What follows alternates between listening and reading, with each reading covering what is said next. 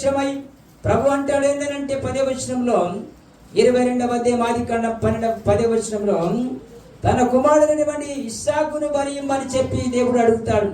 మోరియా పర్వతం మీదకి తీసుకురమ్మంటాడు. అబ్రహాము మారు మాట మాట్లాడకుండా దేవుడు చెప్పినట్టుగా చేసి మోరియా పర్వతానికి తీసుకుని వెళ్ళాడు. మోరియా పర్వతం మీదకి తెలిసి ఆ కట్టెలను పేర్చి బలిపీఠం అది కట్టి ఆ కట్టెలను పేర్చి తన కుమారుని పడుకోబెట్టి కత్తిపైకి ఎత్తాడు. అప్పుడు అంటాడు దేవుడు 10వ వచనం చదవమ్మా.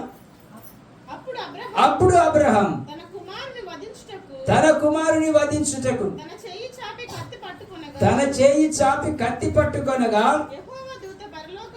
యెహోవా దూత పరలోకము నుండి ప్రత్యక్షమై అబ్రహామా అబ్రహామా అని అతని పిలిచాడు. అందుకతడు చిత్తము ప్రభు అనెను.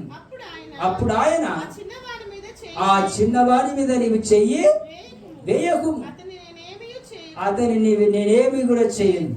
దేవునికి స్తోత్రములు. హల్లెలూయా హల్లెలూయా. ప్రియమైన దేవుని బిడ్డలారా, అబ్రహాము యొక్క పరీక్షను, ఆ విశ్వాసాన్ని పరీక్షిస్తున్నాడు దేవుడు. కుమారుని బలియమన్నాడు, ఇస్తాడో ఇయ్యడో అబ్రహాము అని చెప్పి అబ్రహాము విధేయుడై తీసుకువచ్చాడు. తీసుకువస్తే దేవుడు నమ్ముకున్న వారిని దేవుడు ఎప్పుడు కూడా మెడ మీద కత్తి పెట్టి కథం చేయడు. నమ్ముకున్న వారిని దేవుడు ఎప్పుడు కూడా వమ్ము చేయడు. దేవునికి స్తోత్రములు. హల్లెలూయా హల్లెలూయా హల్లెలూయా. ఇప్పుడు చిన్న బిడ్డ ఉంది అనుకోండి, చిన్నపిల్లలను నా మాట వింటాడో వినడో అని చెప్పి ఒక చిన్న బిడ్డను మనం పిలుస్తాం. బాబు ఇటు రామని చెప్పి అంటాం. కొంతమంది పిల్లలేమో రారు, కొంతమంది పిల్లలేమో వస్తారు. వచ్చినటువంటి వారికి ఏం చేస్తారు? వచ్చినటువంటి వారిని చెప్పంగా కొడతారా? ఎవరన్నా కొట్టరండి. వచ్చినటువంటి వారిని, నమ్మి వచ్చినటువంటి వారిని ఎవరు కొట్టరు.